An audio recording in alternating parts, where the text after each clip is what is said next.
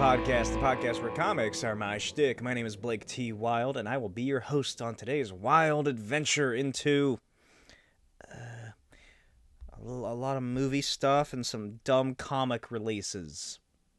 And the fun topic of the my favorite and best top 6 secret identities. That's right, I did a top 6 just because I limited it to the Marvel and DC characters because I figured that would be easier. So I got 3 DC secret identities and 3 Marvel secret identities that I think are the best. But I'll get to that when the time comes.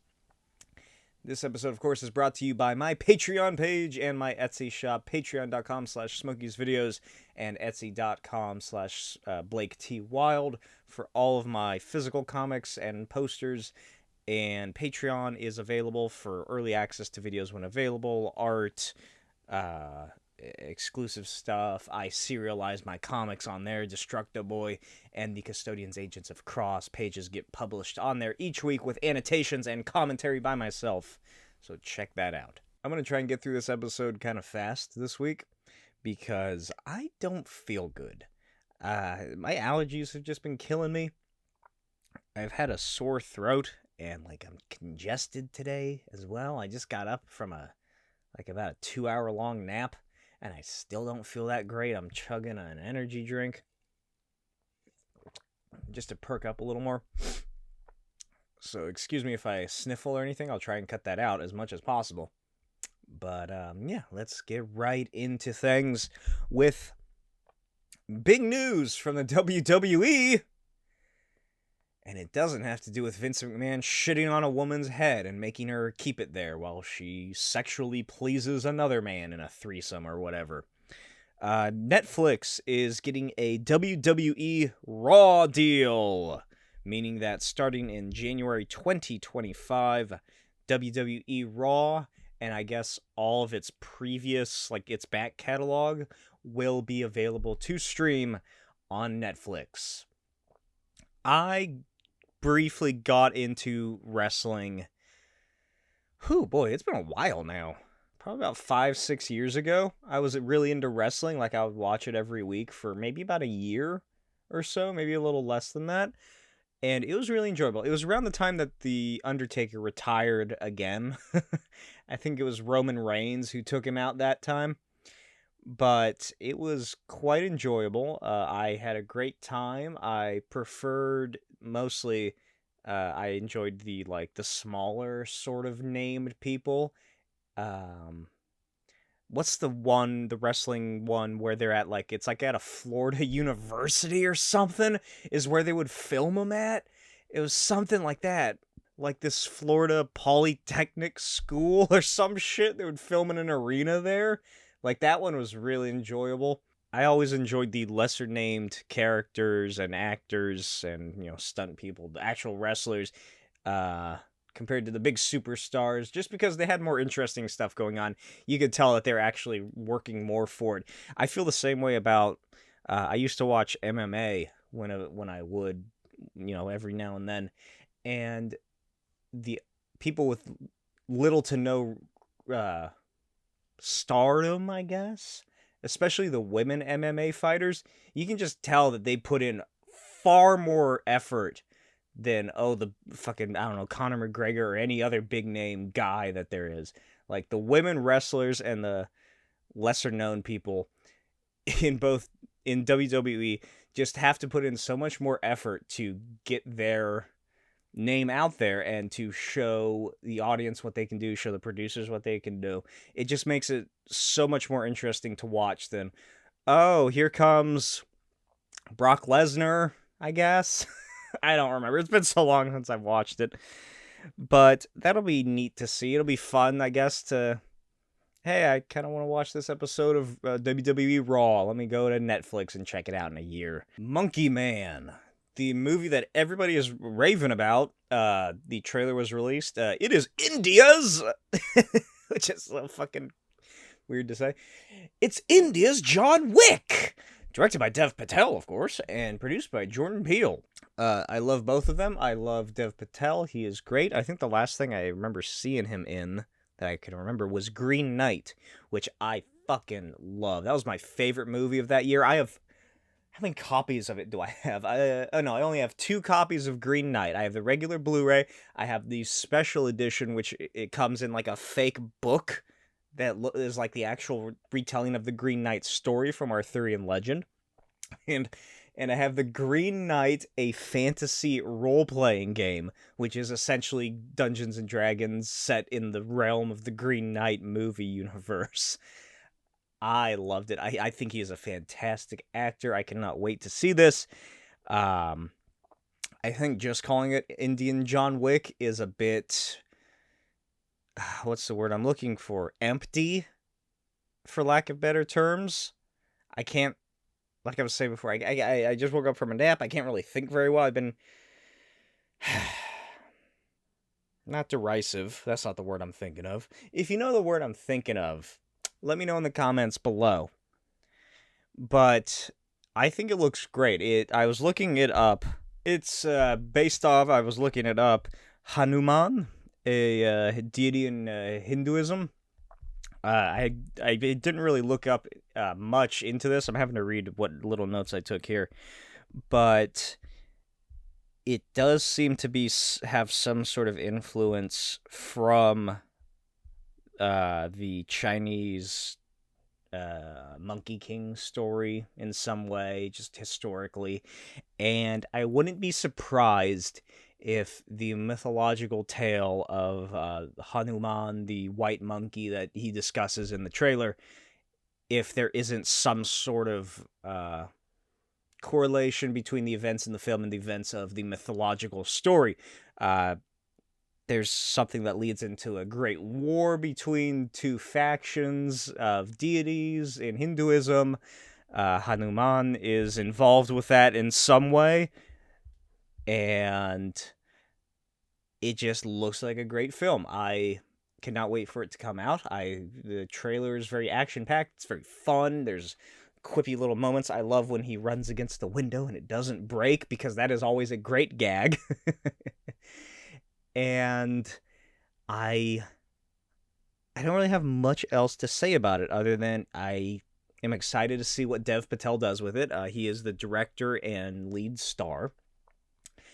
I hope... It's one of those movies. It just feels like one of those movies where it's... Jarhead syndrome, Rocky syndrome,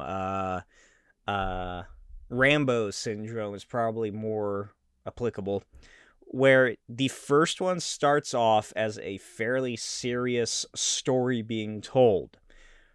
Rocky is about a poor boxer, an Italian stallion, if you will, who goes against the odds and tries to, make a name for himself, and he fails and here and there, but he still works his way up, and people still come to love him. He's a hero of the people. He may not win the boxing championships or the events, but he wins the hearts of the people. Rambo is about a depressed, manic, paranoid, PTSD-ridden, riddled soldier in the 70s who gets assaulted by a small-town police force and then turns into what you think of Rambo today. Rocky goes from what I mentioned earlier to fighting the Russians and ending the Cold War via boxing and hanging out with a robot. And Jarhead is the most egregious of these, I think, where the first one... Well, Rocky's pretty bad, or Rambo's pretty bad, too. Jarhead, if you've never seen it, is a terrific film. I watched it when I was way too young. And it is about Jake Gyllenhaal, who joins the Marines in, I think it's Desert Storm. And he's like, he's super gung-ho, he's patriotic, he's jingoistic. And then he gets there, and they're just fucking doing nothing. They're just killing time. Nothing happens. There's like maybe 2 scenes where they get into a shootout or some sort of weapon is actually fired that isn't a training sequence. And the rest of the time, it's just the Marines just fucking dead-minded, walking around, trying to keep themselves entertained. At one point, there's a scene where the oil fields are being burnt, and the Marines are running around because it's Christmas, and one of them has a Santa hat on his dick. There's another scene where they get a mail.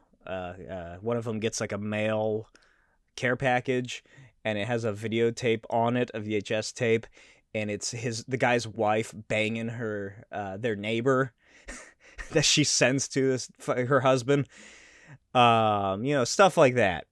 It's a depressing movie. It's an anti-war movie. And then the second and third and fourth one are fucking full on, let's kill some brown people. Let's make a fucking action movie. Look how badass the military is. I guess you can also put Fast and the Furious in that part, that camp as well. But I feel like I don't really recall the John Wick films, because the first one, it starts off with a pretty silly premise as is. It's like, okay, well, these Russian mobsters killed this guy's dog, and he's like this crazy hitman who goes on a fucking Punisher-esque revenge mission, and just sort of goes from there. And then each movie kind of continues that onward. But the first one, it's fairly grounded in that it's just John Wick. There's allusions to like a greater universe, I think. Maybe not. I can't remember how much they reveal from the world, like the hotel and all that. But as those movies progress, it gets more and more like, everybody in the world is an assassin or whatever. I don't know. I only saw the first two. And I feel like this Monkey Man can easily go that same route, where the first one, it just feels like it has political driving. It's driven by a political message of, like, a societal message of, they show the poor, downtrodden of India and the rich who experience this luxurious Tower of Babel lifestyle in their giant penthouse apartments. And it's kind of like a Robin Hood story as well, as sort of an uprising-esque tale, some sort of martyrdom, possibly, via the Monkey Man. And I feel like the Monkey Man is either going to die, because I can't remember what Dev Patel's character's name is, if they ever say it. He's either going to die at the end of this one, sacrificing himself, or like he completes his mission, but he's been fatally wounded and he dies. Or he lives, and then in the next one, because this will no doubt be a success, it just gets more and more amped up and ridiculous. They gotta keep pumping the fucking gas. They gotta make it more crazy. He's going to Brazil and taking down the rich people who live there or something. He's going, I don't know, Croatia. He's traveling the globe. Or maybe they'll try and keep it to around the India, South Asian area. I don't know. But I just thinking about that makes me apprehensive of this film. Of, it doesn't really matter in the end, because you don't have to watch the shitty sequels. But it just kind of throws it in your face when you stop to consider that this just seems like that kind of movie. Kind of like Extraction. I think Extraction, I never watched it, but Extraction, I think it starts off as a fairly fantastical action movie that is still semi-grounded, and then the next one just gets more and more insane. The other big trailer that was released is Ghostbusters Frozen Kingdom, releasing March 22nd. What do I have to say about this? Did they really reveal that much else that's new compared to the first trailer? They showed more of the villain, which I really like the design of. I enjoy the frail, atrophied muscle of this weird ice demon with horns that it has to self-attach. Janine is back in it, and she's suiting up for something. Is that the guy who played Dickless? Is it Walter Kelly? No. Is it something Kelly, I want to say? from Ghostbusters 2. This sort of just feels like Ghostbusters 2, where it's this whole... Well, I guess the first one was a whole New York event, but this one's really a whole New York event where it shows the repercussions and what's happening around the city. And they're doing the same thing. It's, oh, the Ghostbusters are dangerous. You're endangering children's lives. You're shut down, blah, blah, blah. I really hope that that's lampshaded and they don't just fucking remake that same plot point from Ghostbusters 2. But other than that, I am still quite excited for it. I really enjoyed the first one. I absolutely loved that one. And this one seems fun. It has Patton Oswalt as a character, like a librarian or something. It has Kumail Nanjiani, who's slowly regaining his normal human appearance after all of that HGH and God knows whatever else he took when he was in the Eternals. There you go. But yeah, I didn't really notice anything that stuck out to me in this trailer, other than those couple of things. Slimer, I guess? There's that weird Barracuda ghost. Did you notice anything strange or different or interesting that nobody's really talking about? Let me know in the comments. Some big Marvel news. Remember when Stephen Yeun dropped out of being the Sentry in the Thunderbolts film? Where they got a new one, and his name is Lewis Pullman. You might recognize him past couple years. He was in Top Gun Maverick. He was also in one of my favorite films in the past couple years, the Bad Times at the El Royale, where he played the little junky former U.S. vet, like owner, shopkeep, runner of the establishment. He played that guy who runs the El Royale motel. And honestly, I think that he looks more the part. You know, I'm not racist, but... I don't know, Stephen Yeun, he's a good actor, but he just seems, I don't know, he just seems too nice, I guess is the word I'm looking for. How do I feel about Stephen Yeun? I haven't really seen him in much since The Walking Dead, but he just feels like, well, he's a good actor, so I'd imagine he can get into the role. But there's just something about it. He just, like I said, he just seems like too, I don't want to say well-adjusted, and then something horrible. Well, I guess I'll say well-adjusted as a person, and if something horrible comes out about Stephen Yeun, ignore this. He seems too well-adjusted to be the Sentry.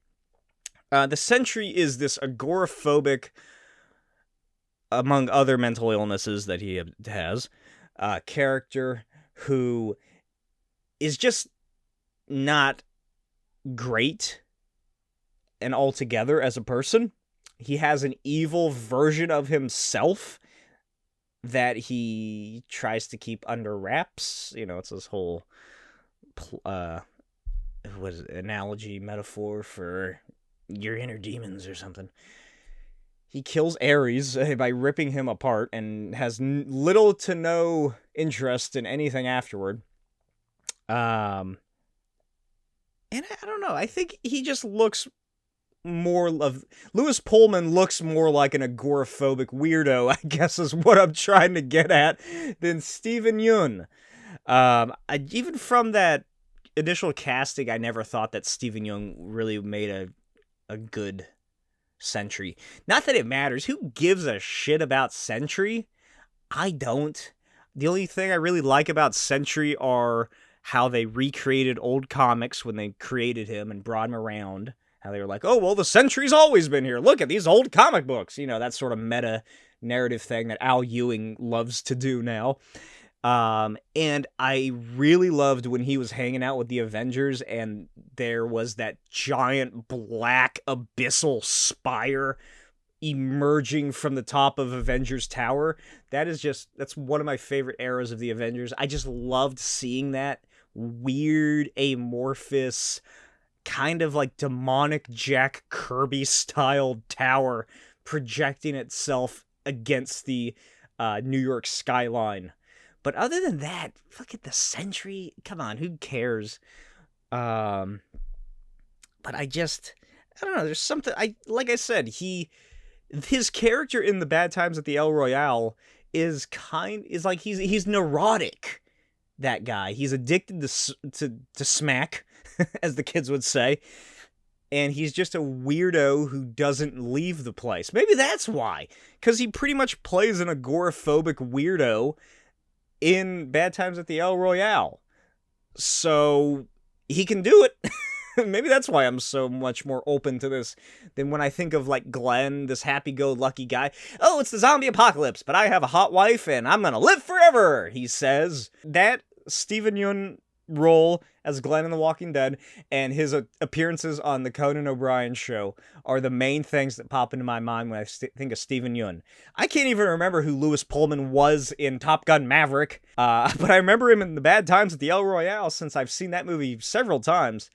He's also going to be in the Salem's Lot remake as the main character, Ben Mears. Salem's Lot's a great story, by the way. I love the book. It has a great cover. The movie is fantastic. It's really fucking long, though. It's like 3, almost 4 hours because it was like a TV event, so they split it up over a couple of nights. It's a long fucking movie. But god damn, are the special effects fantastic. I remember the book more than the movie, and I can't really remember how well it adapts the story.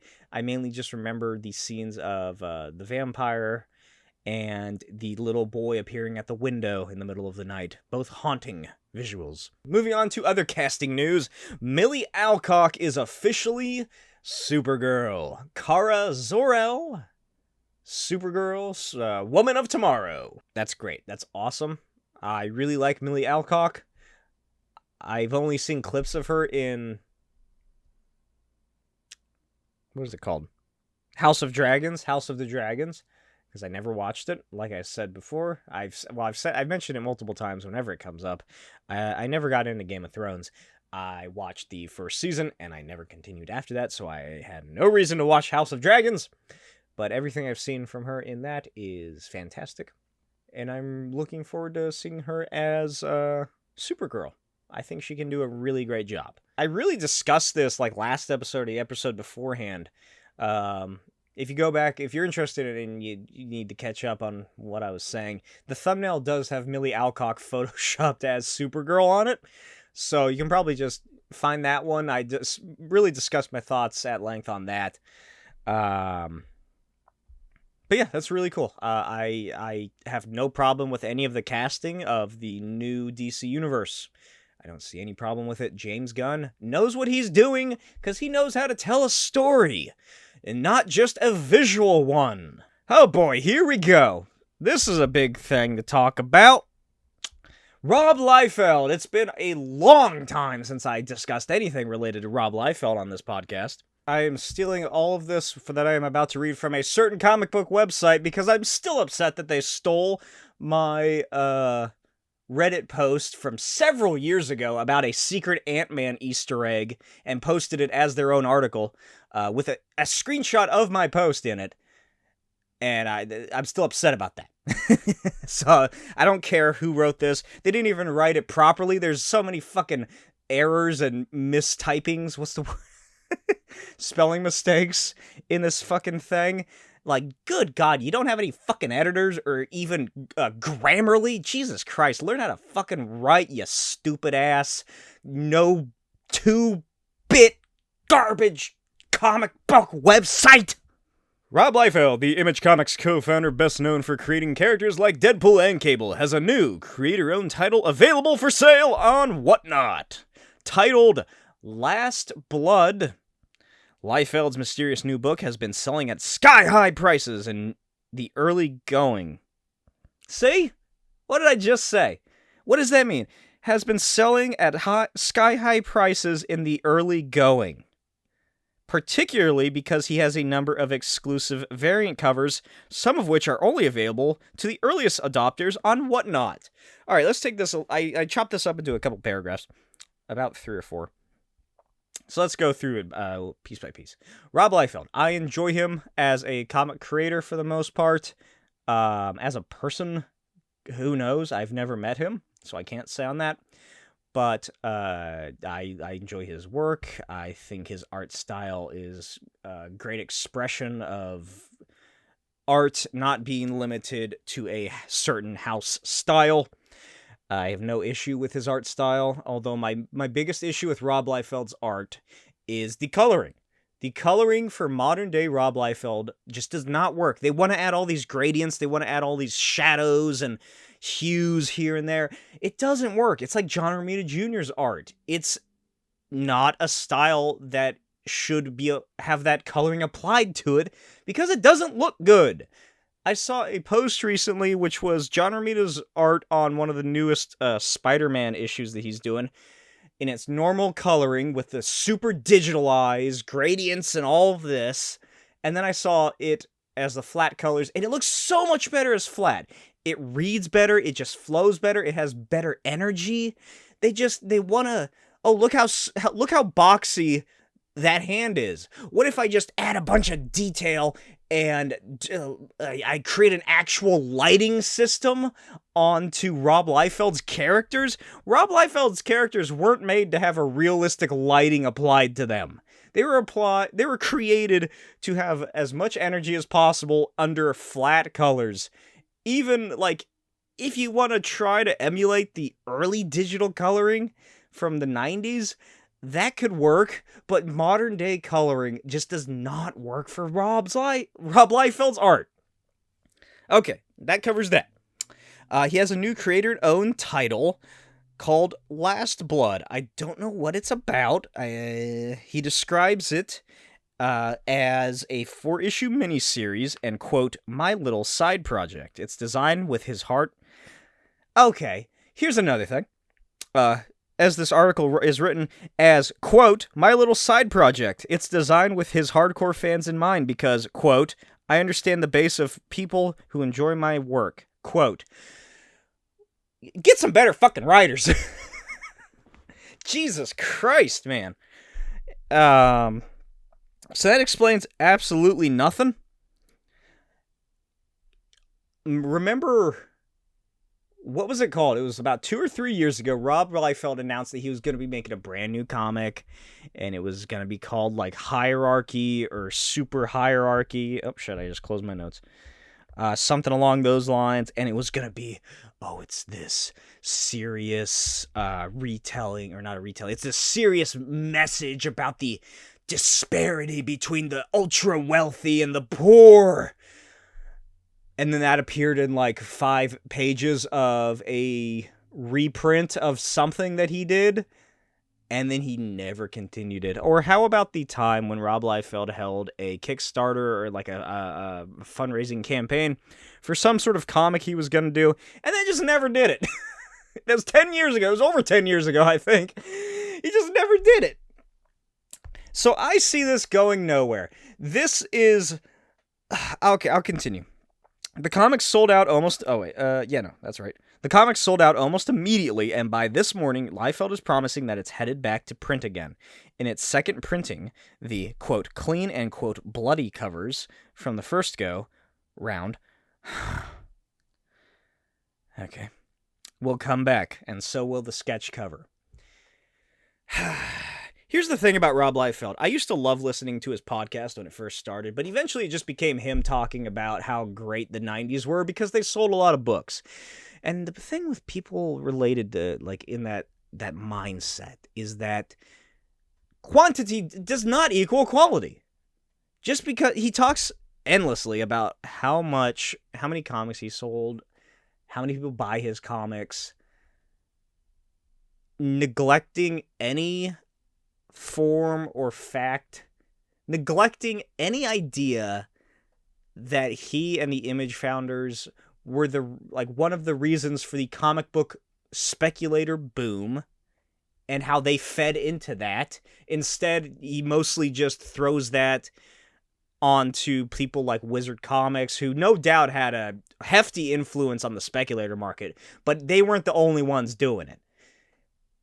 And he just endlessly talks about how great he was and how great they were, And yeah, they sold a lot of books. They brought you can't say that they didn't bring a new life and energy to comics, because they totally did. Liefeld, McFarlane, Larson, Lee, Whilce Portacio, Jim Valentino to an extent. They brought a brand new life and ideas to comics. Those ideas being pinup shots, cool art, crazy stories, crazy new characters that look crazy. But good storytelling, that does not make. And this is just the same thing. You know, he's making, oh, it's Last Blood. I have Young Blood. I have Agent Blood or Blood Wolf. And now it's Last Blood. Ooh, hoorah! It's what I was saying before. This is Rambo 4 without any of the previous Rambos to go off of. It's just straight away right till... This is like if Fast and the Furious started on the one where they went to space. Shitty story, shitty movie. People buy it because it's Rob Liefeld and because the speculator market's back. You can't say it's not. I've said it for years. We're in the speculator market 2.0, baby. And I fucking hate it. I hate it.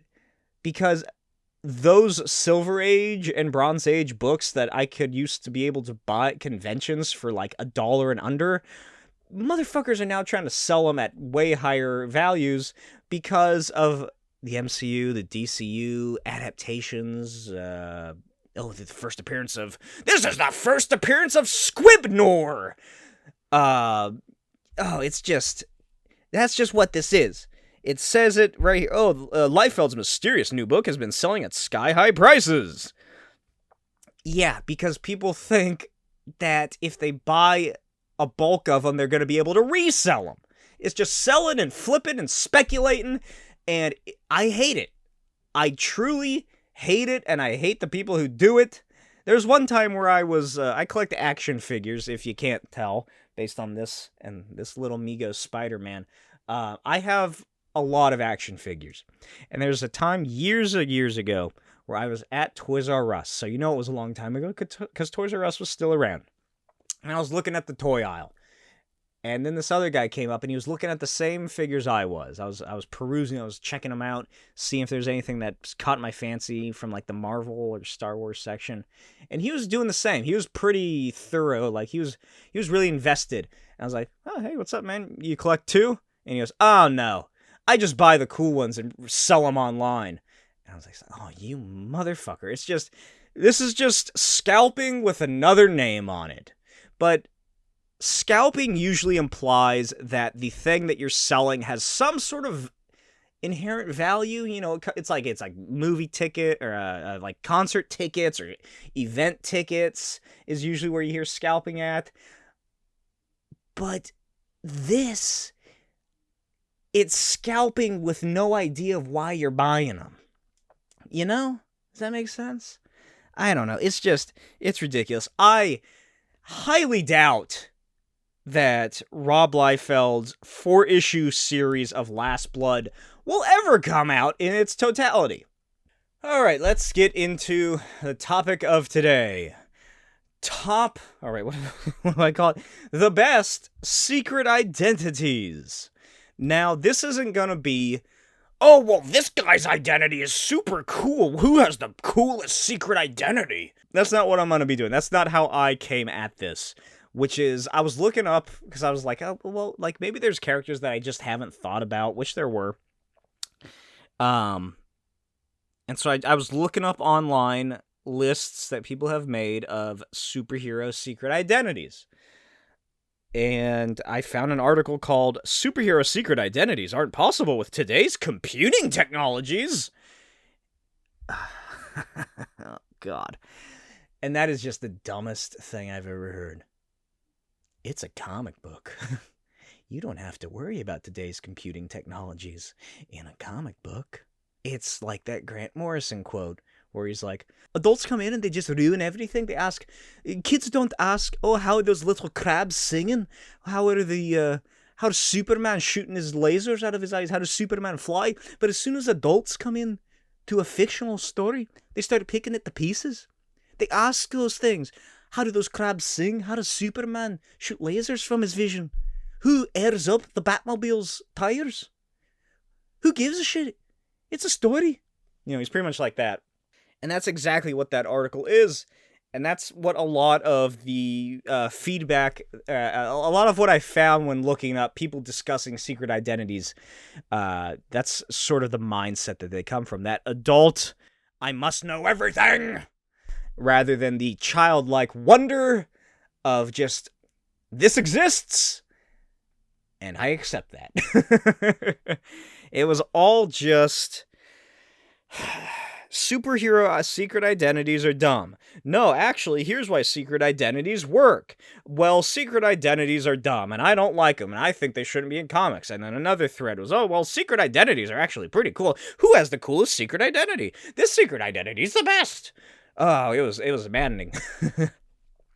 But I was able to whittle away 6 secret identities of superheroes who I think are the best.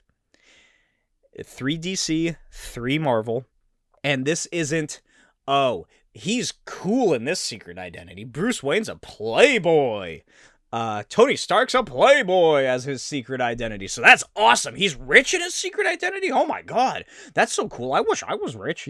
It's not that stupid power scaling sort of idea of comics. Like, who would win in this fight, the Hulk or Thor? It's not that idea of secret identities. I came at this from whose secret identities really help people. Like, what superheroes help people all the time rather than just when they're in their spandex. Do these secret identities positively or negatively affect the hero's mental, emotional values and health and well-being? How do they come from that? So you'll see as I discuss this that is the general area of where I came from. How do these superhero secret identities, what are the best ones that are actual, well-maintained, mental and emotionally healthy people? Number 6, Daredevil, aka Matthew Murdock, is my top 6 secret identity.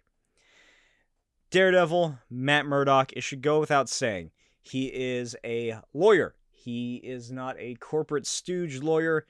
A lot of the times that he's running his practice, a lot of it's pro bono. We see that in the show where he and Foggy accept baskets of fruit as payment. Matthew Murdock is an altruistic person. He wants to help people, be it through just how he was raised, be it through his Catholicism, wanting to make sure that people are saved and are safe and taken care of. He is just a good person. And that's where pretty much all 6 of these come from. Are they good people deep down? Because there's going to be one of them. There's one person on this list that you can make the argument for them not being a good person. But I'm going to ignore some stuff. And I'm going to base it on some of this character's actions.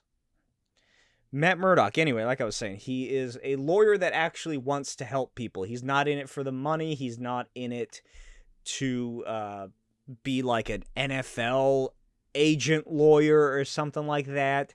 He wants to make sure that the people that he grew up around and helped raise him in a way are taken care of. He wants to make sure that, any legality issues that possibly his father could have faced don't happen to others. He's kind of like Batman. Daredevil's kind of like Marvel's Batman. Even when he gets disbarred in the Ann Nocenti series. All roads lead back to Ann Nocenti's Daredevil on my shows. He opens up a free clinic, and he begins offering. He doesn't take on legal cases. He just uses his very extensive legal knowledge to provide people with advice. not legal advice. You can't say it's legal advice on the front door. But hey, if you come in and, you got some legal issues going on, then he can lead you in the right direction, which is exactly what he does until I think Kingpin gets whiff of it, and he gets like the police to go and shut him down, if I remember correctly. I know that the practice gets settled, the free clinic, which also helps people not just with legal advice, but also with like mental issues. They have like a call line that Karen Page is in charge of. They help people who are like trying to get rehabilitated and on drugs. Like they help people get into rehabs, stuff like that. Like that's why I love Anno Senti's series so much, is that he does have a couple of legal situations where we see him be a good lawyer. He is a very good lawyer. But it really epitomizes how good of a person Matt Murdock actually is. He's a horn dog. Who isn't? But he cares. He wants to keep people safe. Like I said, he wants to keep them protected. He wants to help. And that's exactly what he does the majority of Anno Senti's run. Until he leaves New York for multiple reasons. He is working his hardest to help people in different ways, since he can't do it through the legal lawyeristic route. And I really admired that about that take on the character. I thought that was fantastic. I really enjoyed those settings. I loved when we would just see Matt hanging around the free clinic office with the fat boys are hanging around too, and Karen Page is like getting them coffee, and they're like, okay, here's like, they just have people lined up out the door for Matt to give them not legal advice. Moving on. Number 5. Batgirl, a.k.a. Barbara Gordon, is my number 5 top secret identity. I know what you're thinking. Barbara Gordon? Oracle? The Batgirl? What makes her so special? She's a librarian. She's a librarian. And librarians are important. She is a facilitator of knowledge. She's a facilitator of education. She is a facilitator of a calming, open space that is available to everyone. I don't know the last time Barbara Gordon was a librarian in the comics. I honestly don't know. Maybe, was she a No, she was Oracle then. I was thinking Gail Simone's Birds of Prey, but no. No, she wasn't. She was Oracle then. She was crippled. That's another thing about Barbara Gordon. Why didn't they just keep her? I hate that about her being Oracle. It's a cool idea. Oh, she's literally the guy in the chair. Because she can't get out of that chair because she has no physical use of her legs. But when she gets crippled, DC are like, oh, no. Barbara Gordon is a big, strong, independent, tough woman. She can't do anything. She stays locked up in her house, which is a clock tower now, and orders Chinese food every night, and stays up late sitting on the front of the computer because she's been horribly injured. But hey, she hangs out with Batman! Like, what the fuck? I don't like it whenever she's Oracle. Like, that's a huge defining moment in that character's life, is her getting shot by the Joker, who has no idea that she's Batgirl, a character who has foiled his plans countless times. He just thinks, he's just like, oh, you're fucking, I don't know, are you Gordon's daughter, I guess? Bam! But they just do away with her character completely. She doesn't come back from it in a healthy, manageable way. It's not like, oh my god, I got crippled by the Joker. She locks herself away in the Oracle Clock Tower headquarters, or wherever she wants to set up shop.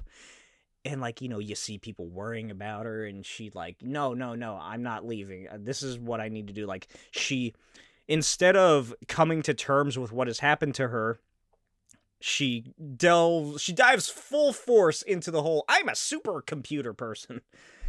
Which, there might have been some leaves showing that, shining through the thicket of, oh, isn't Oracle cool? I know we crippled her, but she still does stuff. I haven't really read much of her time as Oracle. I've read some of Gail Simone's Birds of Prey, but I never read the entire series just because it's a pain to collect. I'm not sure if it's actually ever been collected in its completion. So I've just gotten the issues here and there whenever I find them. Which, like I said earlier, due to the speculator market, art is obnoxious. But, where was I? Barbara Gordon.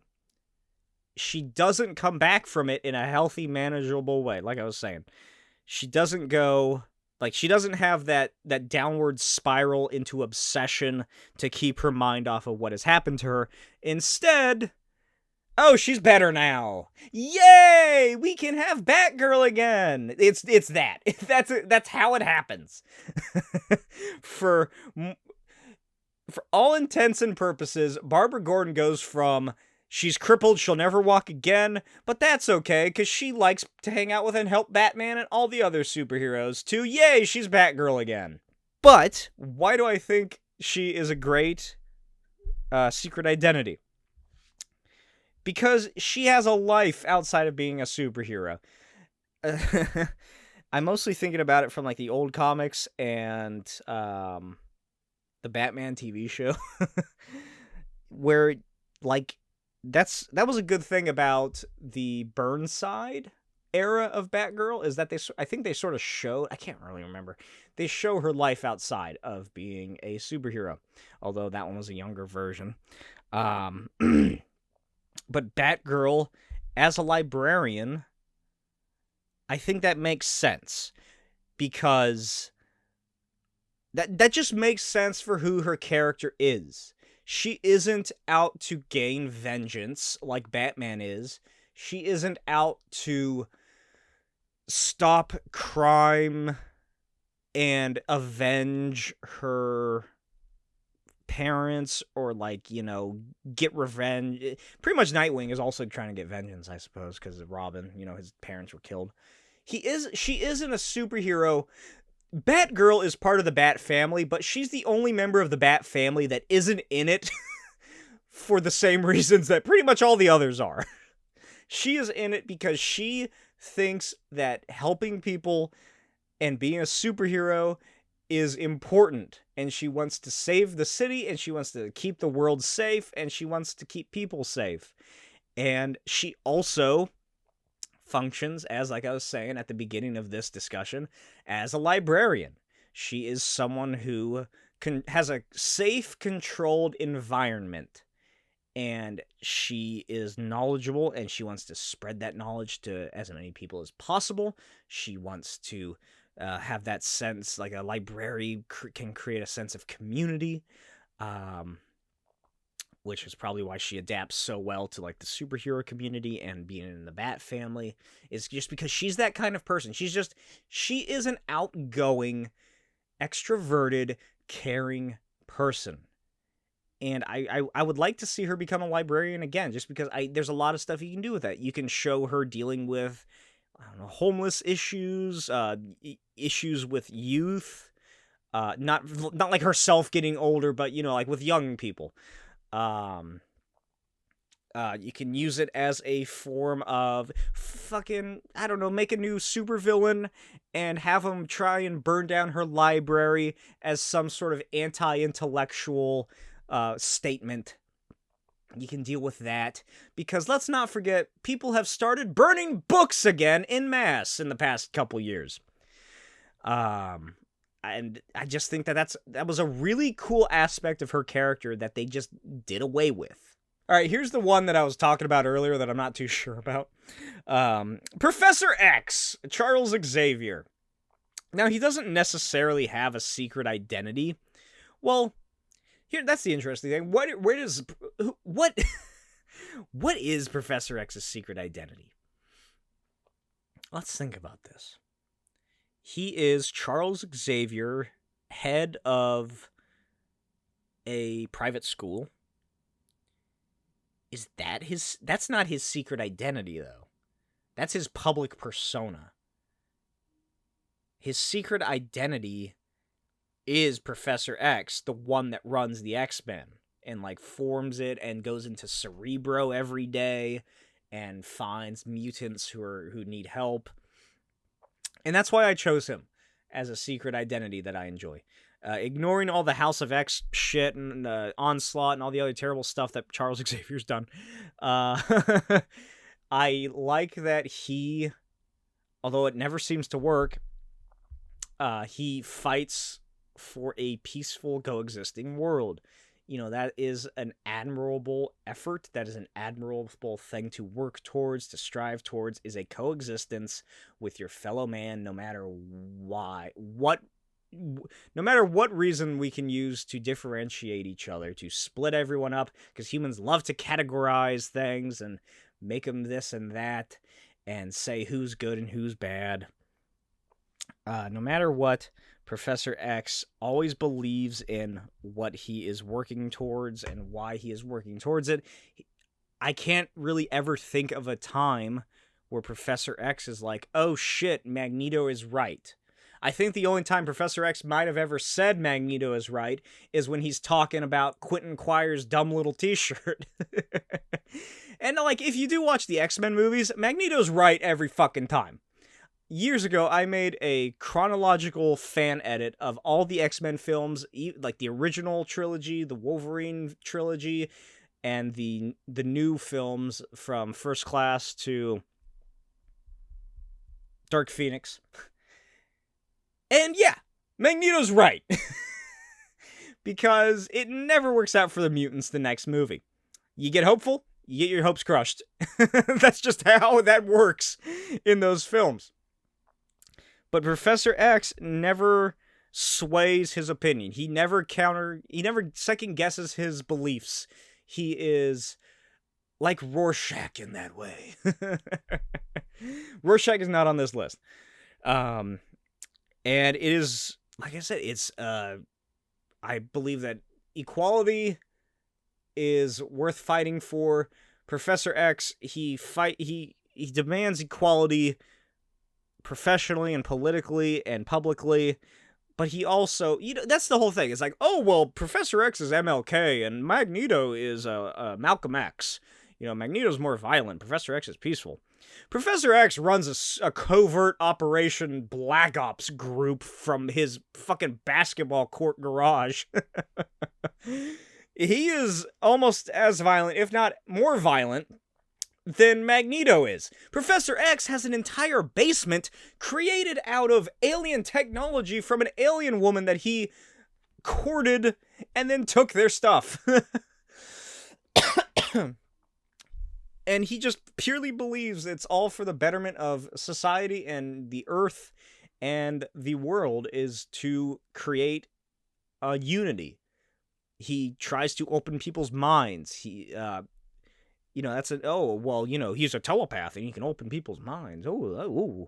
That's a story point.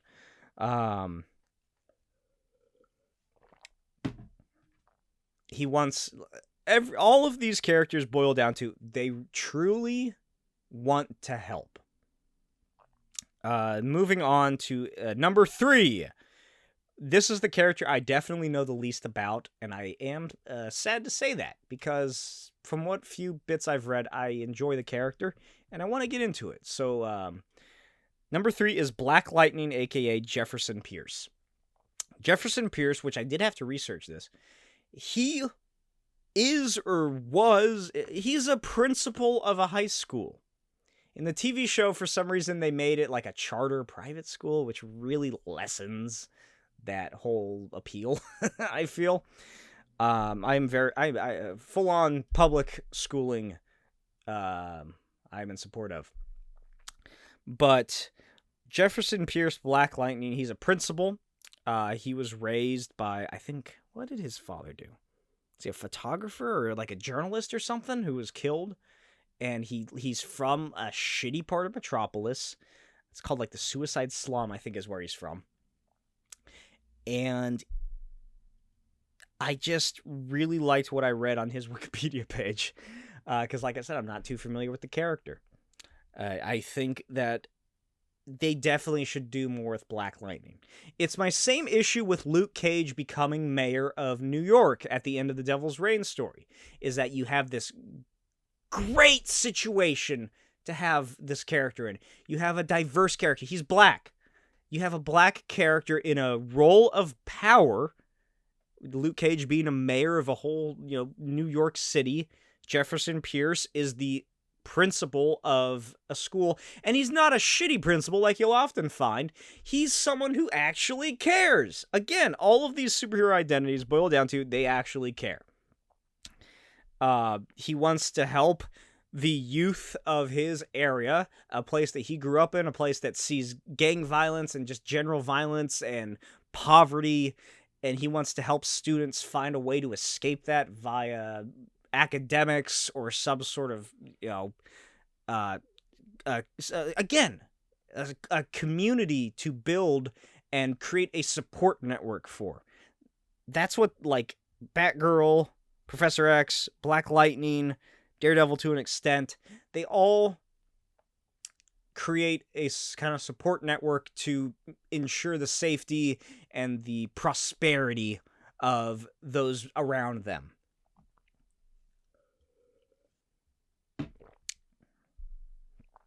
Jefferson Pierce, more so because he is dealing with primarily black youth.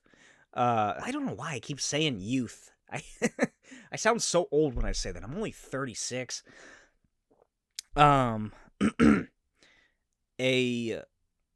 demographic that has been renowned to have issues regarding poverty and violence and systematic oppression.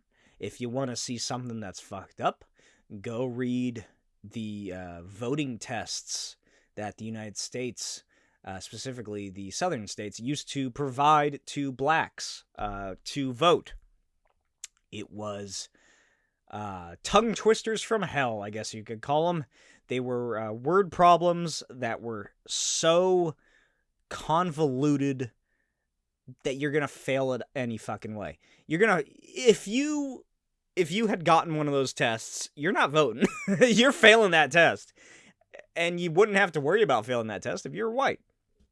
But anyway, I think that they should, like, no doubt if they started doing something with Black Lightning where it focuses like more on both him being a superhero and him being a principal of a school and how he juggles those two lives around, and they actually really bring focus to those two things.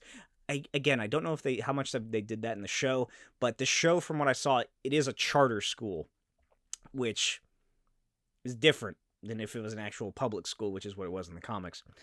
No doubt people would be bitching and moaning, oh, it is so woke. Why is this comic so woke? Oh, well, why doesn't Black Lightning care about white students? Shit like that. And I was thinking about if I should put Static on here, because reading about Jefferson Pierce, Black Lightning, it made me think of Static, aka Static Shock, and the Dakotaverse characters who Black Lightning more or less is the inspiration for. Black Lightning... Was Black Lightning the first black character, or was it Jon Stewart as, like, the big, like, full-on superhero? I think Black Lightning was, like, the first mainline black superhero that DC had. I want to say so. I'm not too sure, memory-wise. But I just think that's a really cool character idea, and you can really do a lot outside of punch, punch, punch. Drama. Punch, punch, punch. Number 2. Captain America, a.k.a. Steve Rogers. Of course, the ultimate altruistic force behind Marvel Comics. Name a character that is more... Name a character who fights more for truth, justice, and the American way than Captain America over at Marvel Comics. Steve Rogers, the big thing that really put me onto this is, I can spout about how, what a great person he is. We know what a great person Steve Rogers is. We know he is a good person. It's in his fucking backstory. It's in his origin story. It's the whole reason he was chosen to be Captain America. The big thing that I really liked about Steve Rogers is that he is an artist.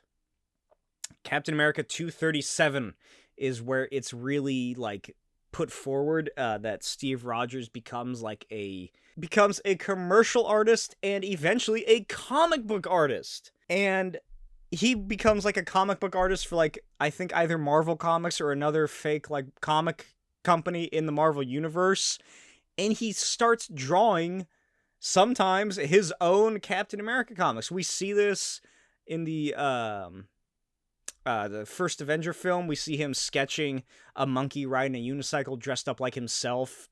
He's a monkey performing shows for entertainment rather than actually being a soldier.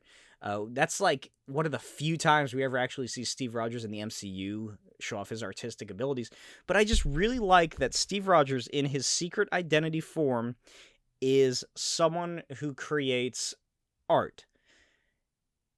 It's wholly opposite of anything you would expect. If you don't know Captain America, you're probably thinking, oh, he's Ultimate Captain America. Does this A on my head stand for France? Something like that. But he's not. He is essentially a gentle giant when he's not, having to kick a Nazi with a skull for a head. Well, I guess we all have skulls for heads. With a red skull for a head. Not having to beat that ass or fight the president who's actually Nixon. He is creating art for people to enjoy, for kids to enjoy. He sees kids reading a comic. He quits his job being a commercial artist when he learns that his boss is anti-Semitic, and he's like, that's fucked up. You're a bigot. And he leaves. And then he sees these kids on a subway train, and they're getting super excited and reading this comic book, and he's like, oh shit, that's what I could do. I could be a comic artist. And there's just something about, like I said, Captain America, this virtue of militarism and combat, whose first ever appearance is punching Hitler in the fucking jaw, sitting down, relaxing, and drawing art. And my favorite aspect of that is that's Jack Kirby. That's what Jack Kirby did. Jack Kirby was the creator of Captain America. Stan Lee had nothing to do with Captain America. It was Jack Kirby and Joe Simon. Jack Kirby, before he got before he didn't get drafted, he enlisted for the war in World War II. Before he left, he completed at least a year's worth of comic strips for the businesses that he was working with. So they could just keep going, and they wouldn't have to worry about finding fill-ins for quite a while. And then once Jack Kirby was actually over in the European theater, they learned that he was an artist, and he was tasked with committing recon and going ahead into enemy territory, either by himself or with a very small group of people, and sketching and illustrating maps of the surrounding areas and schematics of the towns. And then once he came back from the war, God knows everything he experienced. There's a couple of recordings of Jack Kirby talking about what he saw, what happened to him. He has a story where a tank shell went off nearby and it blew him up the side of a building, and he almost died from trench foot or something along those lines, or frostbite maybe. Once he got back, you could tell just how much he changed. But he found solace in creativity, in art, in creating stories for people to enjoy, people who didn't have to experience what he went through. And he wanted to entertain people, and he wanted to, again, create that sense of community through art. He was the epitome of a true artist. And the fact that 40-something years, almost 40-something years after Captain America was created, that comic book creators, I can't remember who it was, Roger Stern maybe, decided to make Captain America, the creator of whom saw firsthand experience in World War II, a comic book artist, is just so fantastic. And finally, number 1, the top secret identity. How can it not be Superman, aka Clark Kent? I've made my feelings on Superman very true, very clear. Go check out my Superman Red Sun video for that. I have a little short video on YouTube, the YouTube Shorts, about how I personally feel about Superman, that the comments of which really prove my point that people hate to see happiness. But Superman, the fact that he is Clark Kent, which another thing that kept coming up when I was looking up secret identities is people talking about how stupid it is that Superman is Clark Kent. Why isn't he just Superman all the time?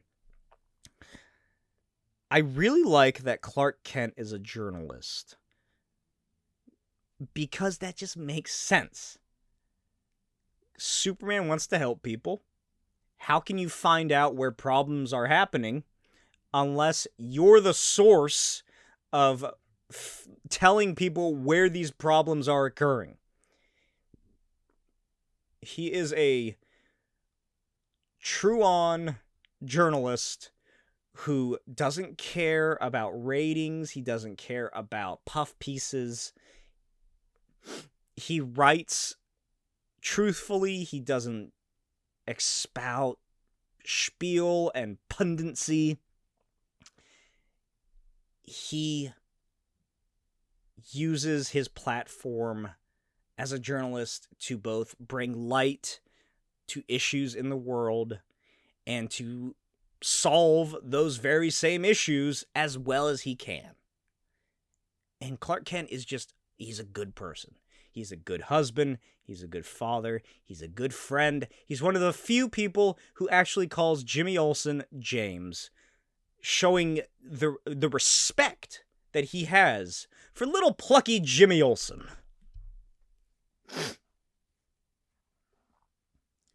And I can, I feel like I'm just going to repeat what I said in that Superman video. I just love it. I love Clark Kent. I love Superman. And I don't see why him being Superman and him being a good person as a normal man, Clark Kent, is not something that all people should strive to at least get towards. That is why he's the best superhero.